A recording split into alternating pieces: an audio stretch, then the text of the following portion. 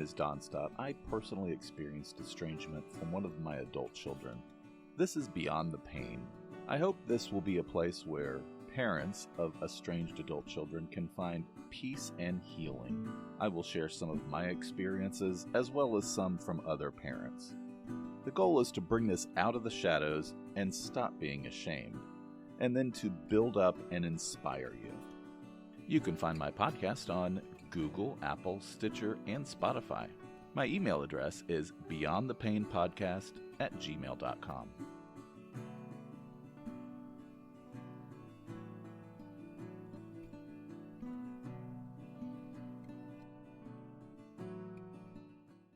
New Equals Reason is a podcast for everyday hard workers.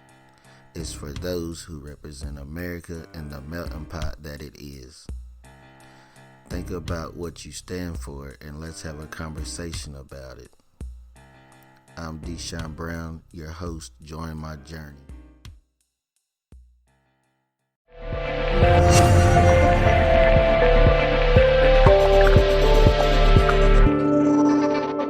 Hello, and welcome to Learn to Love, a show where we talk all about things you can do to build a better, stronger relationship. Our team is powered by passionate volunteers looking to bring forward the best of what they know to help you stay together. Love is hard, but it doesn't have to be.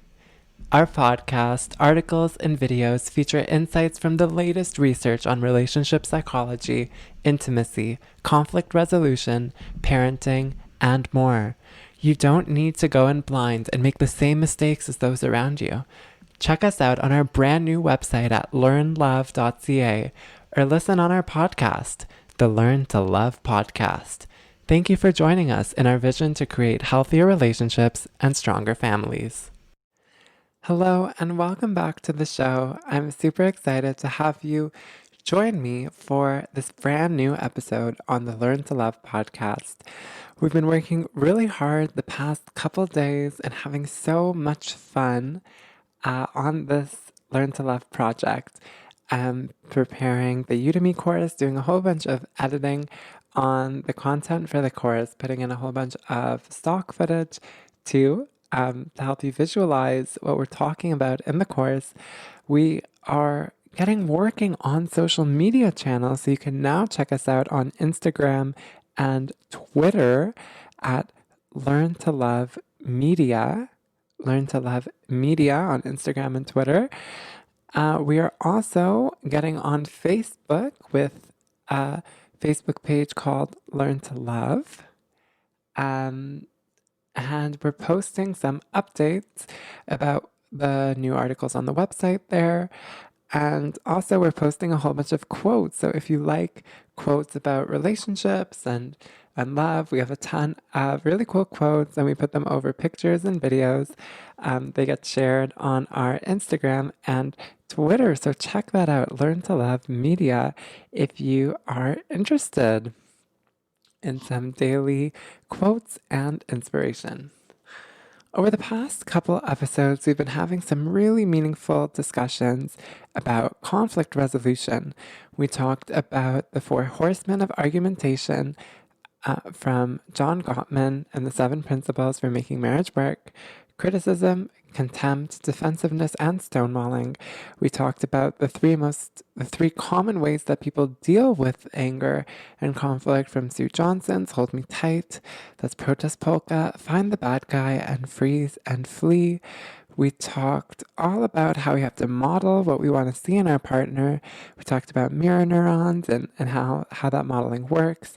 We talked about how we need to allow space for our partners to vent, allow them to communicate. We don't need to solve their problems. We can just listen and help them think, because listening is thinking, and show them that we're on their team, that we're on their side.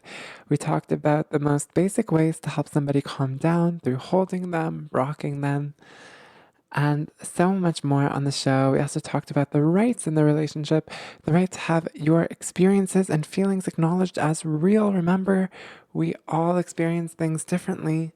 That's okay. It's part of being human and what makes being human exciting.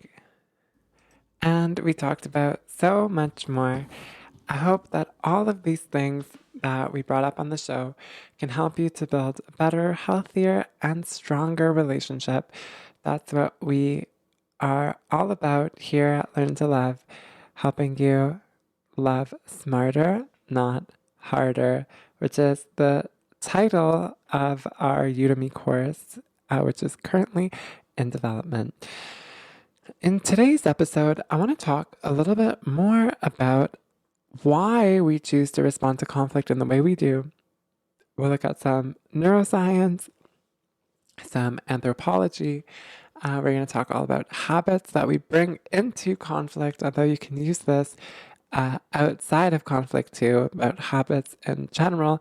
Ideas coming from James Clear in Atomic Habits and Wendy Wood in Good Habits, Bad Habits. If you're interested in those, they're both really, really interesting books. And we're going to talk a little bit more about feelings and how they glitch sometimes. And this will relate to limits. Remember, we said that you can prevent, I suggest 95% of limits that you can prevent 95% of fights through using limits, setting aside very clear, consistently enforced, and well advertised boundaries that teach your partner the way that they should treat you. We think that, we're so easy. You should know how I want to be treated, but actually that's not the case. We have to be very clear in how we encourage our partners to treat us. We have to tell them very specifically, like, how do we really want to be treated? What works for us? What doesn't work?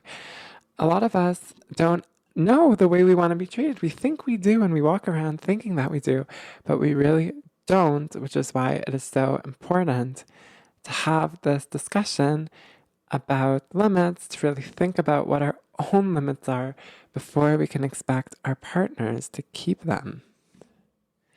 If you're interested in continuing the discussion on limits, seeing infographics and other resources, check out our website. We have all of that on the blog. All right, so let's get started with our discussion today on habits. So you may have been listening to the show and think, well, I really do want to try and model what I want to see in my partner.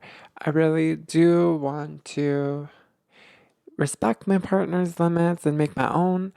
I really do want to first rescue. Remember that we talked about that so deeply at the beginning with also the concept of the consciousness car, with the driver and the passenger. You want to first rescue, get the car back on the road, but I just can't stop lashing out at my partner. I just can't stop acting in the way that I have always been dealing with the situation. What am I supposed to do? Well, if you think about it like this, you are not alone.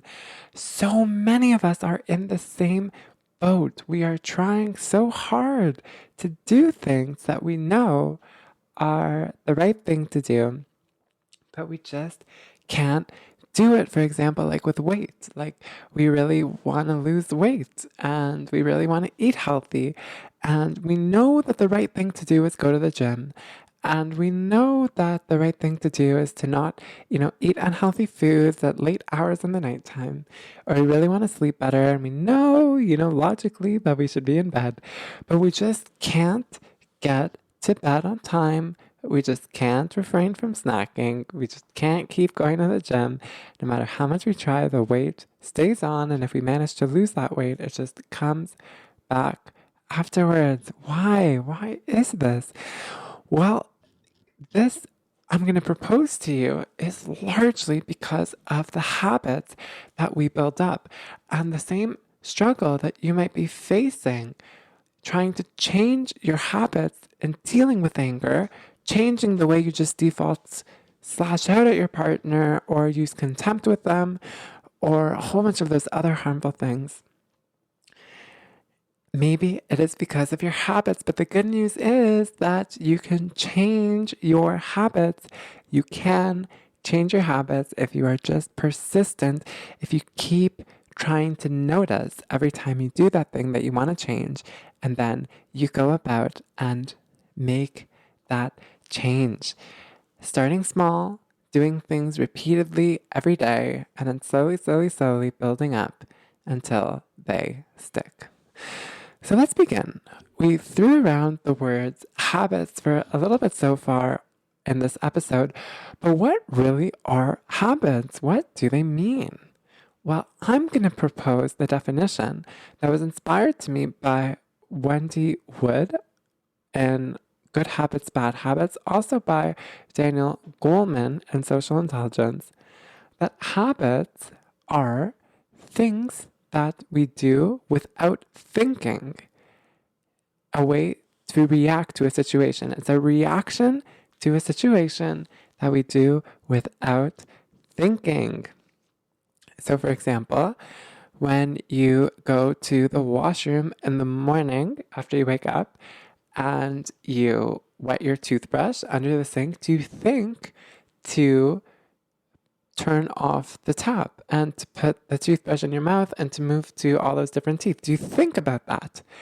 Or does it just happen instinctively to you? Can you think about something else while you're doing it? It's the same thing when you are driving a car, for example.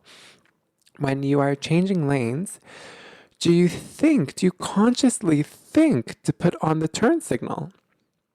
Or does it just happen automatically? When you approach a red light, do you think to put your foot on the brake? Or do you just do it without thinking? It's the same thing like if you're in the shower. Do you think about washing your right arm and then your left arm and then your legs and your chest? Or do you just do it all without thinking?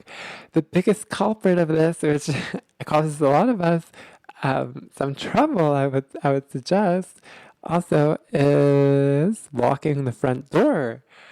I'm sure that there is some time in your life when you have, or either you have, or you know somebody who has walked out of the front door and then wondered later if they locked it. I know that's happened to me many times before, and I think about, oh my goodness, did I lock the front door on the way out? Because you don't remember doing it. You don't remember if you did it, or like you have no conscious recollection of you putting the key into the door. Well, if you also can't remember if you locked the door sometimes, at least with me, the door is virtually always locked. It is like instinctual for me to put the key in the door and to lock it on the way out. Now for children, if we have young children, we have to remind them, like, as they grow up and we give them a house key, that they need to lock the door. They need to consciously think to lock the door on their way out the first couple times until they get it, that they just have to lock it on their way out. And the same thing is with driving. So when we're first learning to drive, I'm not sure if you can remember when you were first learning to drive. I sure remember though, when I was learning, I had to consciously remember, okay, red light, foot on the brake. Okay. Turning. Okay. Signal. Look over the shoulder. Check the mirrors. There's like an order that they teach us to do before changing lanes. Then you remember, turn off the signal. Do you think, oh, I have to turn off the signal now? Or do you just do it without thinking? All of this, guys, is things, I want you to see the trend here, is things that we have just done many times before, like with brushing your teeth or stopping at a red light, like thousands and thousands and thousands of times before in your life. And eventually you don't have to think about them anymore. They just stick. They just stick. Some other examples of this habits are ways that you greet people. Hi, how are you? Do you think, oh, I have to say hi? Or do you just say hi? When your partner comes through the door, do you just give them a hug? Or do you have to think, oh, I want to give them a hug now? Do you smile, or do you think, oh, I need to smile now? And also with language, when you want to make coffee and you want to ask your partner to get you a teacup from the counter, Do you have to think hard? What is the word for teacup? To ask, or mug. What is the word for coffee mug? Do you have to look at the mug and think hard? What is the word for that? As like some people who learn languages, remember, like if you're trying to learn a foreign language, you're gonna have to think hard what that word is.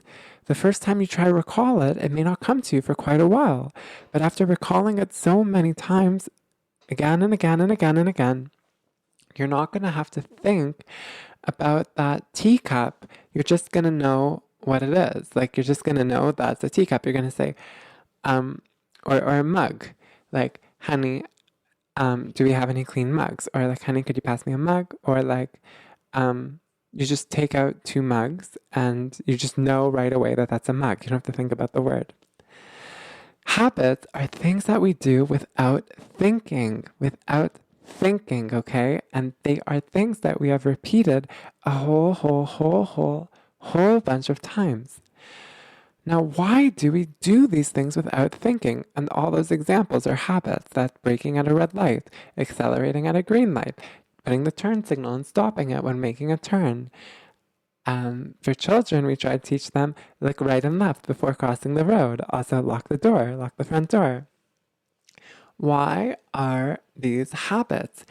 It's because it takes less energy for the brain to just repeat something that it's already done before, and to make a neural pathway to do that action, do those procedures of steps together with one signal instead of numerous.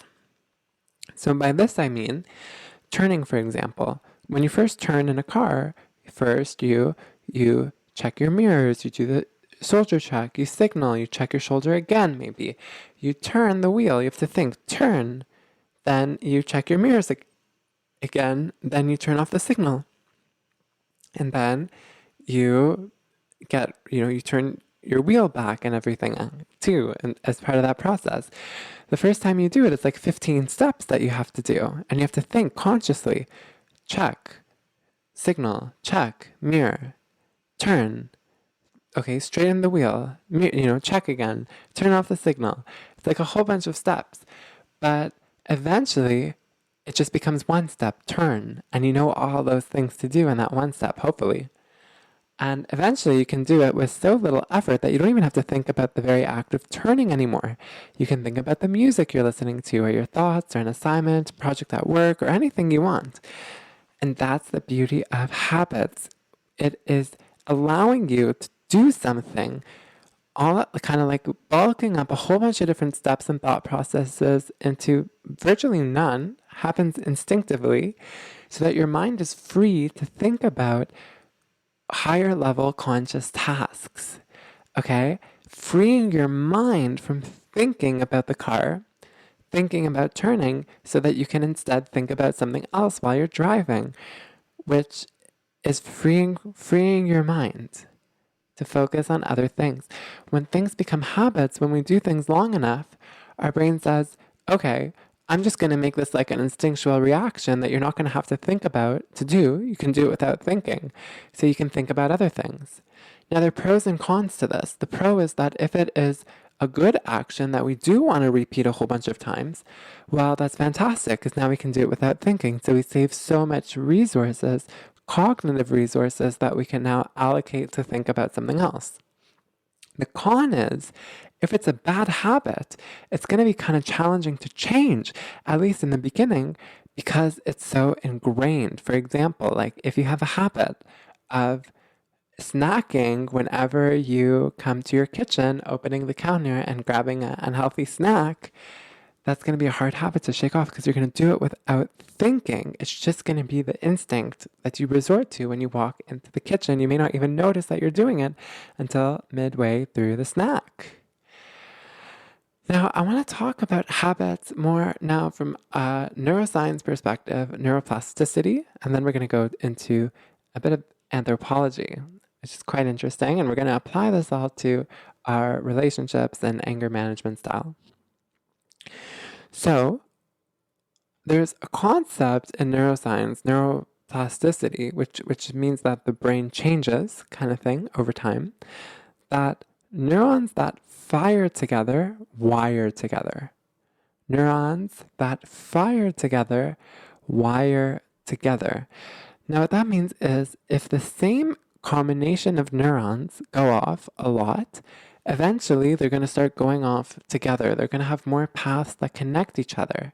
So that action, let's say, like, for example, that checking your mirrors when you turn or putting the signal on when you decide you want to turn, is going to group very closely to that other action. So, like the signal and turning, or locking the door and leaving your house. So, like the neural pathway, the combination of neurons firing to create that idea of locking the door are going to go alongside the combination of neurons in our brain firing those brain cells to lock it. And they're going to go together, and then we're going to do it without thinking. Now, if they go together long enough, the connections between them are going to get much stronger. They're going to grow a lot of connections between the neurons, and they're going to almost, in a sense, become fused to each other. Like they're just going to start going off together all the time. For example, like the smell of coffee and the craving of coffee, or like leaving the house, locking the door. They just happen together. Wanting to turn, putting on your turn signal, seeing a red light, putting your foot on the brake. Okay, they happen together. And it's the same thing with like our partner. So like we get angry at our partner, our default may be to lash at them, to get angry at them, or to forget about that whole first rescue thing. They go together. Now, that's the neuroscience perspective. Those neurons are actually growing new connections to each other.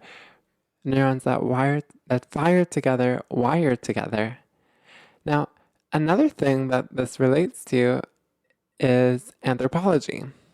So some of this neurons wiring together, firing together, happens way faster than it would for other events. I'll give you an example. So let's say that you hear a baby cry. What do? If you're like me and most people, you'll feel tense in your body and you will try to help the baby. You will look for the baby, like it'll grab your attention. Why? Because the survival of infants is so important to the survival of species. So some anthropologists and geneticists think that there are some hardwired neurons that fire together in our brain. And these neurons, these neural pathways, for example, of reacting with, oh my goodness, I need to do something to help, and a crying baby, or like noticing the sound of a crying baby, wire together way faster. If you just hear the crying baby once and you'll tense, you'll always tense when you hear that crying baby. It's just kind of a natural thing that we have. That's almost instilled in us from birth to react this way. And it's there to continue the survival of the species. Another example is language. So humans pick up language very, very fast. It's actually almost impossible for a baby not to learn language. They will soak it up from hearing it around them and speak within the first few years of their life. It is almost impossible not to teach a baby language. The language neural combination in the brain is like so genetically hard-coded. People think, anthropologists and geneticists think, that learning language becomes super easy. So it's this idea that we are able to learn things, to associate things together that are really, really important to our species. An opposite of this, a contrary to this, would be teaching an ape or monkey language. There are some examples of teaching monkeys basic sign language, but it's very, very, very hard to teach it to them. It takes like many, many, many years, whole lifetimes of learning, and it will always be very basic. So some people think then that monkeys are not meant to use complex language the way humans do.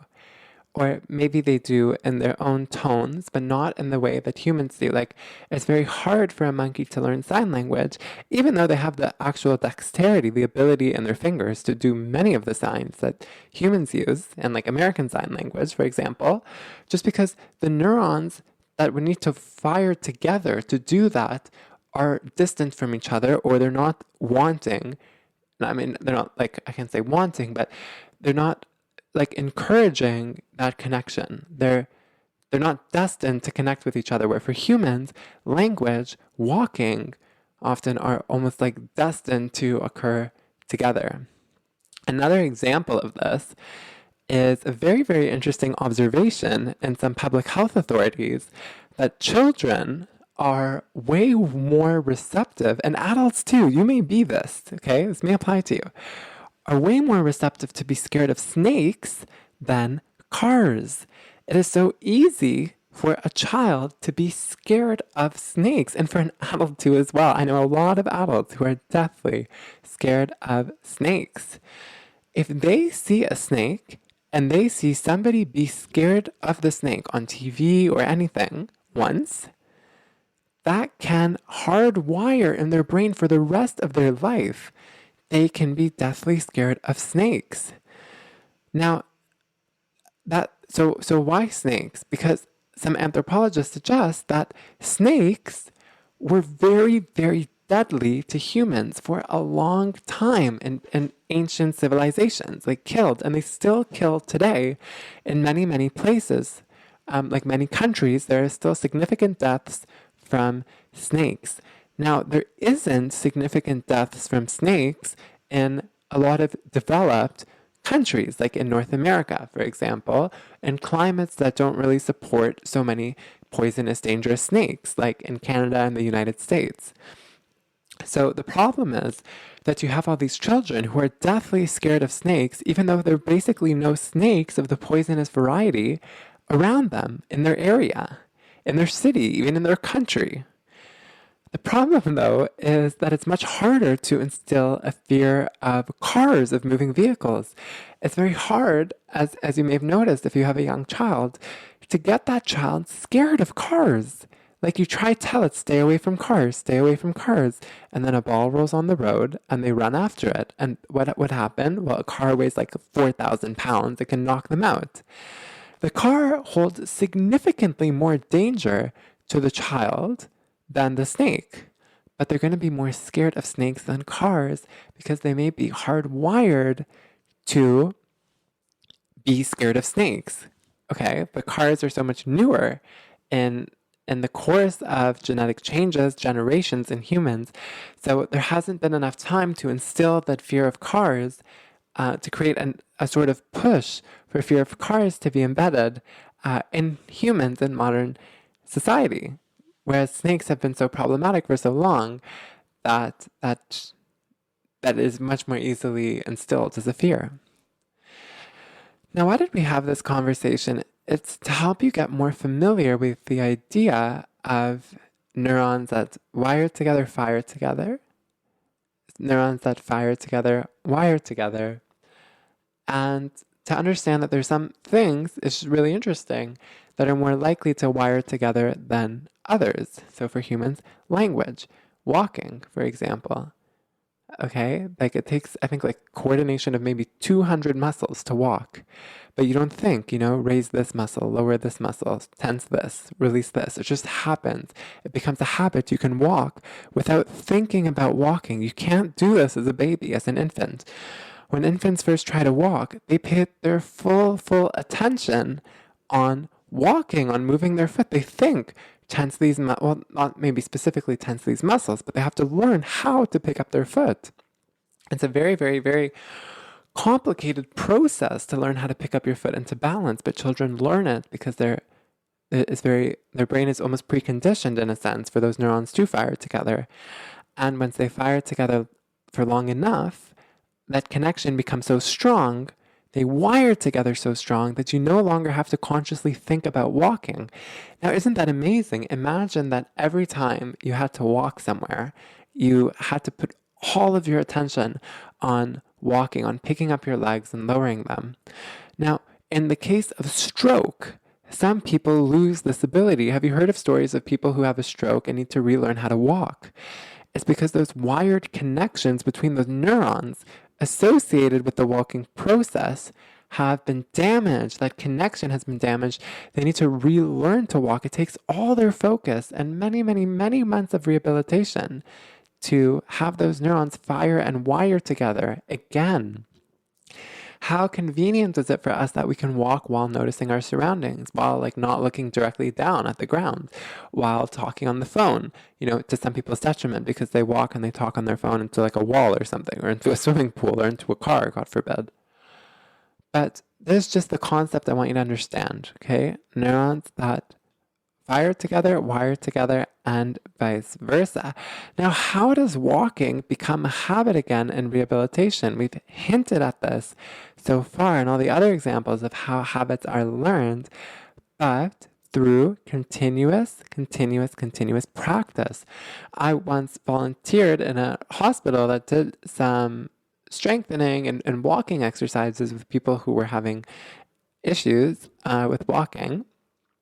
And the way that they got it to work again, and the way that also they do this with stroke patients and other people who have issues with their nerves, is through just repeating that action over and over and over and over and over and over and over and over and over and over and over again, 10,000 times for some of these activities, okay? How does somebody who had stroke learn to walk again? They practice the walking mechanism virtually every day for months or years, and after doing it 1,000 times, they can begin to do it habitually. There's a lot more on how our neurons wire together and why we sleep. It's a really, really, really interesting book on sleep and how it affects the brain by Matthew Walker. If you're interested in that, definitely check it out if you want to explore this topic a bit more. There's a book called The Red Queen, which also discusses this. Also, Daniel Goleman, Social Intelligence, talks about this too. So let's continue the conversation on how this relates to anger. So as we've explored so far, when you repeat something long enough, it becomes a habit. And habits are extremely useful because they allow us to focus our attention away from something, okay? So that we can think while walking. We don't have to think about walking. It frees our mind to do other things. Now, habits can be harmful, though, if they are something that aren't good for us. So like snacking when the food is available. Or another example is like a lisp. Lisps, when you say things but you don't pronounce a letter the right way, that's because the muscles in the tongue and around the jaw have habitually, over time, the neurons that control those muscles have wired together in the brain in such a way that when you want to make that sound, the tongue, the muscles in the jaw, and everything orient to that pre-wired condition. Okay? Now, how do you change this? You see a speech language pathologist, and they teach you how to make the proper sound, and then you repeat it like thousands of times, and eventually it will rewire in the new learned way. Repetition. This is what James Clear talks about in Atomic Habits, and Wendy Wood, also in Good Habits, Bad Habits. How do you start a habit? How do you do something that will end up becoming a habit? You repeat it over and over and over and over and over and over and over and over and over again. Eventually, those neurons will wire together so much in your brain. They'll fire together so often. They'll want to wire together because of all that firing. Eventually, they'll be wired enough so that the whole process can get activated at once without you having to manually think about activating each neuron in that chain of events. It's just going to go boom, boom, boom, and get activated all together, which is exactly what you want, for example, to make a sound. Boom, boom, boom. You want to activate all the muscles involved in making that sound. Like when you're learning to pronounce something, it takes a long time to get the pronunciation until through practice you can make that sound like when you're speaking your native language without thinking about it. Walking, locking the door, driving, brushing your teeth, washing your body when you shower, everything. These are all habits. Now, these same habits influence our anger management technique. So maybe you were a child of course you were a child. Maybe when you were a child, your parents used to yell at each other when they got mad at each other because that was their way of dealing with anger. And you kind of picked it up from watching them, and you started yelling at your friends, your siblings, and everyone else around you when you were angry at them. And let's say you started screaming when you were 2. I would argue that maybe screaming is like the default way because 2-year-olds do it. And then, you have to learn like since 3, 4, how to do other things to speak to people. Like in elementary school, they encourage you to use I statements like, I don't like it when you, instead of screaming or hitting. Okay. But over time, if you scream at somebody long enough, that's going to become your default to just scream at them. And if you hit somebody for long enough, like if you're really mad and you just hit when you're mad, your brain is going to wire together hitting with getting angry, okay? When you get angry, you're going to hit. Now, that's not what you want because that's not socially accepted, and parents have a really hard time. I'm sure if you're a parent, you can relate to this at the beginning, encouraging their 2 and 3-year-olds not to scream and hit.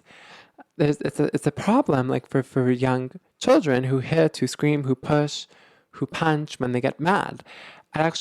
I'd argue, although I don't think this is a good thing, I would just say that maybe it is something that needs to be addressed and thought about, that hitting and screaming are the default wiring mechanism that our brain goes to when we are angry.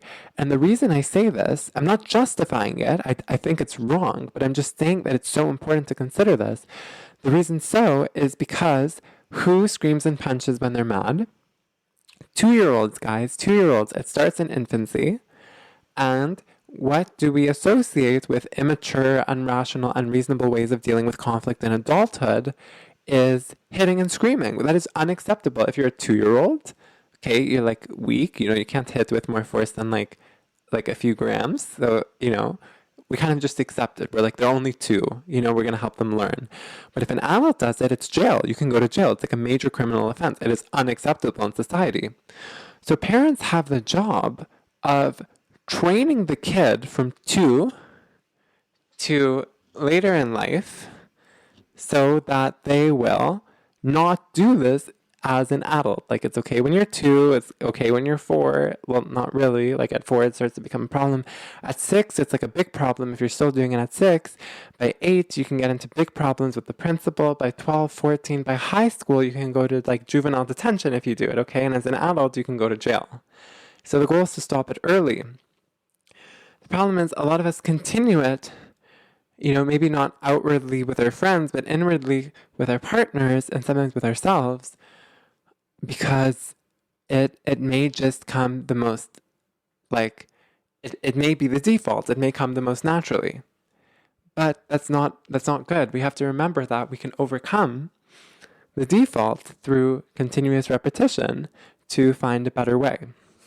And the reason I'm saying this all is because you may have been listening to the past 5 episodes, I think we had 5, on conflict resolution, and thought, oh my God, all of this sounds wonderful, lovely, okay? And then you got into an argument with your partner and it was no different. I mean, I hope it was different. If it was different for you and you focused on the first rescue, staying calm, remember we talked about how you need to take care of yourself to take care of others, because when you're calm, only when you're calm, you'll have actually the emotional capacity to use your frontal lobe, your neocortex, the thinking part of your brain, without that amygdala, the emotional center that's closer to your spinal cord, intercepting all those signals and actually limiting half your brain from even responding to the situation, okay, which is a big problem on its own. But it's there for survival. Again, we talked about this. Like if an animal's attacking you, you don't want to think about what you should do. The amygdala is just going to cut off half your brain, give you the run and fight signal or whatever, and boom, you get into action. It may save your life. It may be that the people who had half their brain cut off, essentially when this emotional hijacking occurred, were the most likely to survive, and then it got passed down to people who are alive today. Okay? So you may be thinking about this. It may work for you. That's fantastic if it works for you. But if you find, it will work for you when you implement it. I can't guarantee, but I think that it will. Like, I don't see any reason why it wouldn't. But what I'm saying is you may have trouble putting it into your relationship, because your habits, guys, your instinct is to yell, is to, maybe you've channeled habits instead of hitting. I really hope you got rid of hitting, because, hopefully we want to extinguish that by 2, 3, 4. Maybe instead you go away, or you ignore them, or you use things like you're such a, and you label them. Remember, we said when you label somebody, guys, when you label them, you prevent them from venting. And they need to vent. They need to get out what they've been holding in, and they've often been holding it for a long time. That's why check-ins work. When you ask yourself and you ask them, how am I treating you with regards to your limits today? It works because you allow the opportunity to vent, to communicate. Also, it's facilitating connection. Remember, we said a lot of fights happen because of a lack of connection, and there's so much desperation, desperateness to have a connection with their partner, that the partner goes to the easiest way to get connection, which is through anger. If you can push somebody's soft spots, their buttons, remember, soft spots get us from 0 to 100 really quickly, and you can make them very angry. You have a deep emotional reaction, which is what you need. You need emotion. Okay, and we're not calling people psychopaths here, or something that want to make people very angry for their own personal gain. Okay. We're not talking about sadism or anything like that. We're just saying that there's a need for some sort of emotional exchange. So in the absence of all emotional exchange between partners may resort to extreme measures to get it, okay, through evoking anger. We talked about all this, okay? Now, whatever happens, however the situation got to, the anger you're in now, if you're struggling to implement the things that we talked about so far, all the first rescue, the take a deep breath, the use I instead of you statements, avoid labeling, use limits, okay? Like all this kind of stuff. Just remember the habits. If you stick to the same habits that you always had when you were a child, you would likely be in jail, okay? If a child maybe has a habit to hit and push and to scream, okay? That's not okay. We learn to override our habits. It's the same thing when driving. When learning to drive, we build new habits, okay? You can change habits, though. That's the thing. You can change them, just like people who have a stroke learn to walk again, just like people who have like a lisp, and they work at some sort of speech conditioning to change the way they speak. You can do it through repetition. That's the really big thing. Repetition. Remember, you're doing the instinctual anger response that comes to you because maybe it worked for you in the past. I mean, I don't think it worked as well as any of these strategies will work, but at least if it worked for you a little bit, your brain just stuck it so that you don't have to think about it, okay? But you need to work on not doing it, okay? Noticing when you do it and using repetition to get the new thing going. Remember, we talked about this so far on the show. The hardest thing is often starting. But once you start, you get the ball rolling. Just keep going with the momentum, okay? Eventually, you will change incredibly. If you can get 1% better every day, how much better do you think you are by the end of the year? Think about it. Just pause right now and think about it. If you get 1% better every single day, how many percent better are you at the end of the year?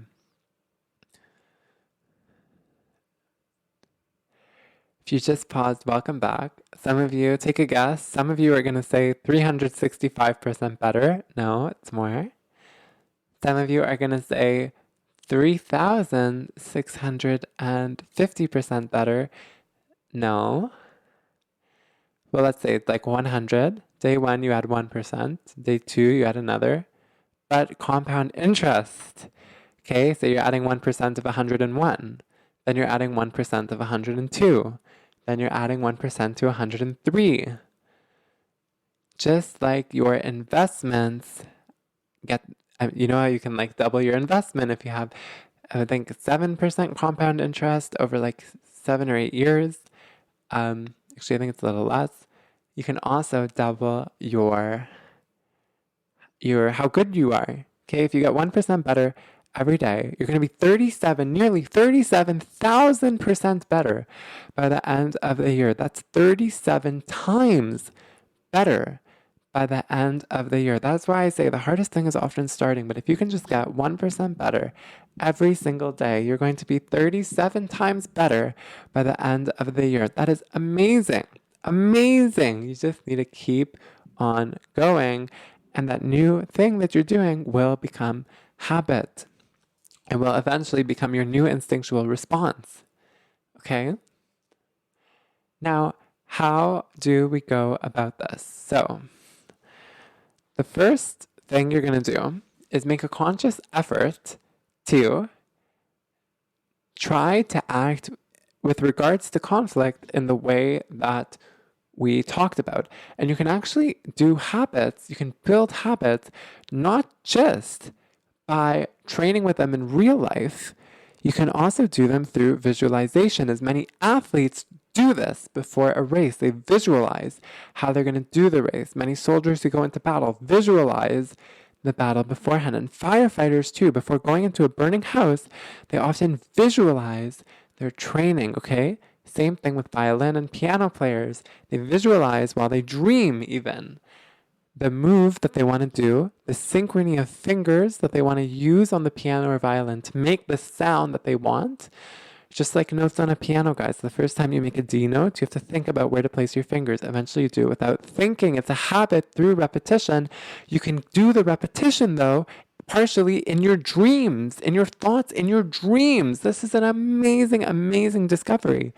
If you visualize the way you want the situation to go, and you visualize the way you want to respond to it, that is going to count credits towards your repetition. Because when you dream, in some stages of sleep, guys, you are firing the same combination of neurons that you would fire during the day if you were actually experiencing that.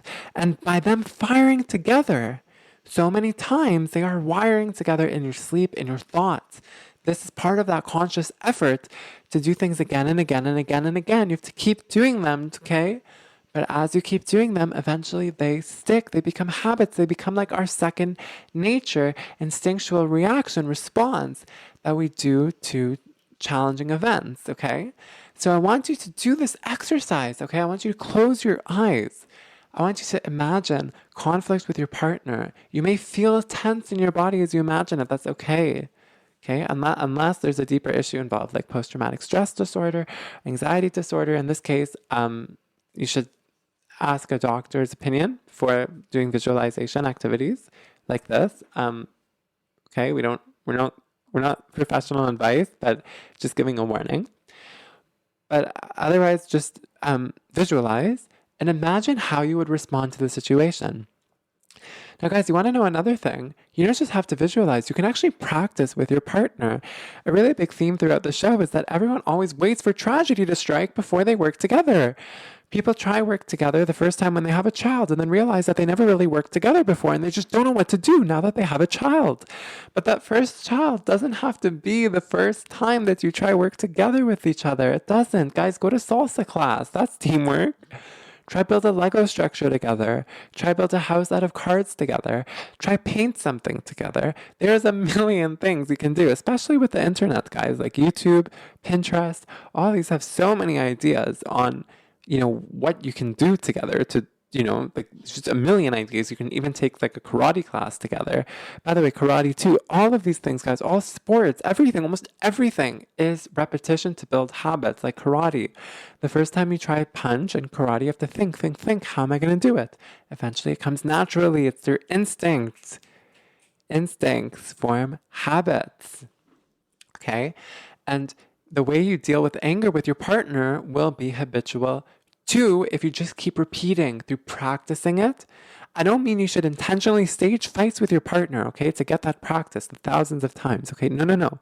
But you can imagine it, and you can ask your partner if you can practice it by saying something like, honey, can you come to me and say, I'm so angry with you? And then, or like, I'm so hurt, I'm so sad. I hate it when you or like you're such a, you can tell them the situation that you want to practice and then respond the way that you would want to respond if the situation actually occurred. Guys, firefighters, athletes, everyone trains in situations when things are calm before they go into battle. Firefighters practice putting out fires when things are calm before they put them out when times are stressed. People often compare conflict resolution like fights to fire, okay? But you don't have to be like that fireman who walks into a fire the first time in their life when people are dying and the whole building is burning down, okay? We're going to talk about interfamily systems therapy a little bit later, which is, there's this role called firefighters in it. It's about the way our mind works. Well, theory about the way our mind works. It's actually really interesting. But it reminds me of firefighters. If you're interested, you can start learning about it. But just, that's the big thing here, guys, is you don't want to be like that firefighter who waits until the whole house is burning down, okay? No, practice on a fire in a civil place too. That's not going to threaten anyone's life or something, you know? The same thing with running. Like, don't start running the first time you want to do a race. Practice in civil conditions before all the pressure builds up, okay? Same thing with fighting with your partner, guys. Don't fight. Don't practice the way you want to fight with them only when a fight occurs. No. Practice in a more civil way first. Just like I want you to practice teamwork with your partner too before you have a child, before something major happens, before you really need to work together, okay? Practice, and then it will come easy when the time is due. Okay, remember, repeat. Respond the way you would want to respond. At the beginning, it's going to be hard, but just keep doing it, and it's going to eventually stick. Okay, eventually it's going to become your habitual second nature, and it's going to serve you so well, not just in actual conflict with your partner, but in any time throughout your life when you have stress, okay, or you have conflict with a coworker, with a peer, and all this. So in the first couple episodes of this series, we talked about how to actually prevent most conflict in the first place through venting, limits, all of that, but to do when conflict arises through modeling, all these different tools that we gave you. Okay, like don't defend, deny. We talked about not withdraw, with stonewalling, holding things in, the cup analogy. We gave you a ton of really great stuff. If you need to go back and listen to it, I mean, it took years to develop this content. So by all means, if you need a second listen, go ahead. But now in this episode, we're teaching you how to actually apply that, like by practicing it so that it comes up as your instinctual response when real conflict strikes. Okay, practice. Do it again and again so that it can become a habit to respond in the most effective way that we're teaching instead of the most, the default way, which is causing a lot of problems for you. Now, some other things is that we talked about feelings at the beginning. We're going to make a whole episode about how feelings don't have IQ. But we often resort to habits with our feelings, okay? So like, for example, we may have a habit of getting mad at our partner every time we feel sad, lonely, or anxious. We may have a habit of ignoring our partner whenever we feel anxious. We may have a habit of blaming our partner wherever we feel like we're unsafe or not in control of something. Now, all of these are also habits that we may have learned as babies or as very young children that affected the way that we responded to our parents. Maybe we blamed our parents for things when we were younger. Or, I don't know, maybe we always felt that somebody should be fully responsible for the way we feel and we blame them. So I want you to think about habits that affect your feelings too, okay? Your feelings about your partner.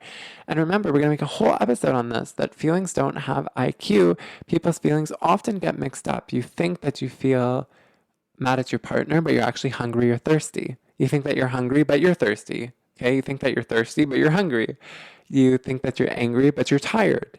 You think that you're anxious, but you are honestly just bored. Okay? Feelings glitch. They often glitch. It's hard for us sometimes to know the source of feelings, and often we try to ignore and repress and numb our feelings so much that by the time they actually get to us, we have no idea what they even refer to. And they may have gone and exaggerated a whole lot in that numbing process. We're going to have a whole future episode and series dedicated to numbing. I think it's a major issue in society today that is influencing relationships. So we will talk all about that. And what you can do to make it better. We'll talk about different techniques from different books and some neuroscience, again, and anthropology on how to deal with that. So just to review now everything that we talked about in the show, the purpose of this episode on the show was to help you understand how you can make all these things that we threw at you in the last couple of episodes come to you when conflict actually arises. Now, the way to do that is to make them habits. Neurons that fire together, wire together, okay? And over so many years of doing other techniques that may have not been working for you, those neurons have wired together. But the good thing, guys, the good news is that they can change. You can change wiring through repeated practice. Now, okay, repetition. Eventually it will stick and become a habit. Why do we have habits? Because they take less effort to do, to instill. Imagine you had to think about lifting your leg every time you wanted to walk. Okay, that would suck. That would like totally limit your life, okay?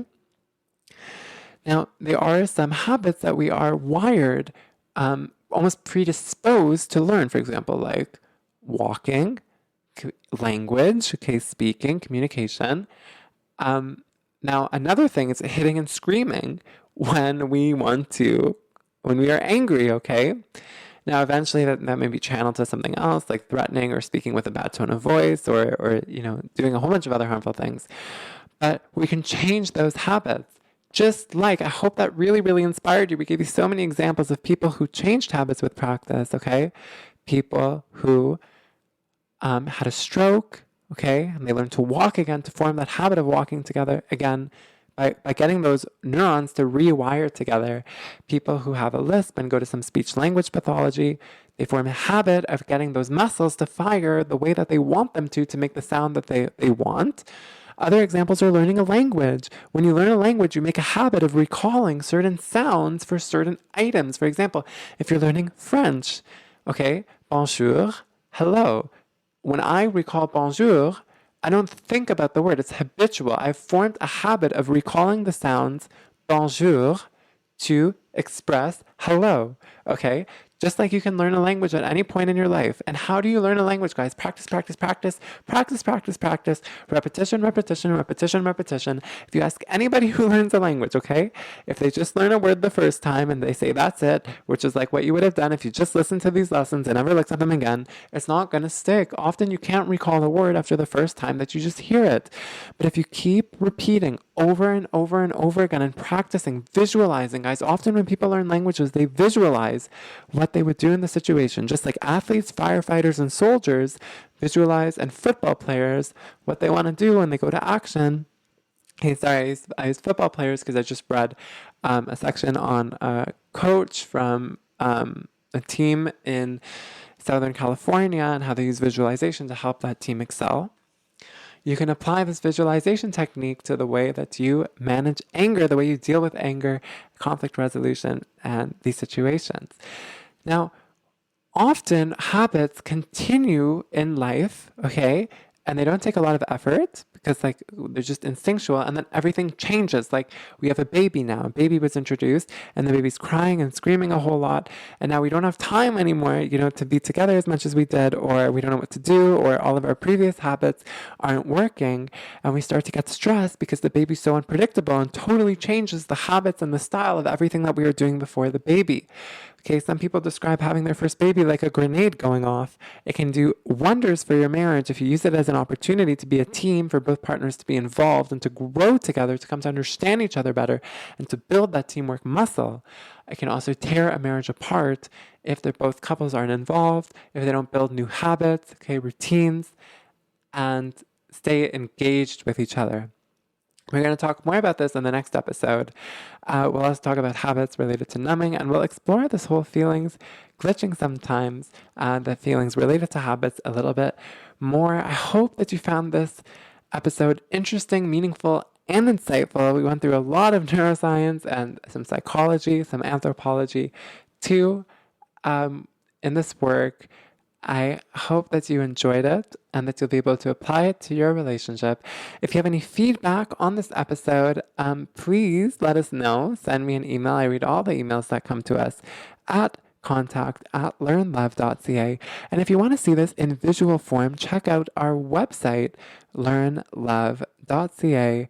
And soon, well, as we polish them up a little bit more, also check out our social channels, Learn to Love Media on Instagram and Twitter. Check out our Facebook page, Learn to Love, and we are working on Pinterest too, Learn to Love on Pinterest. I'm so grateful that you stayed to the end and that you're working so hard to build a healthier and stronger relationship and family. That is wonderful news. Wonderful, wonderful news. Remember, most divorce can be prevented through learning the tools and skills required to succeed in marriage and relationships, okay? Unfortunately, these tools aren't taught enough in society. So I'm so happy that you're joining us on this journey to learn together so that we can have these tools to stay together. Thank you so, so much for listening, and I can't wait to welcome you back in the next episode. Love is hard. It can be so, so hard sometimes, but it doesn't have to be. Thank you for joining me.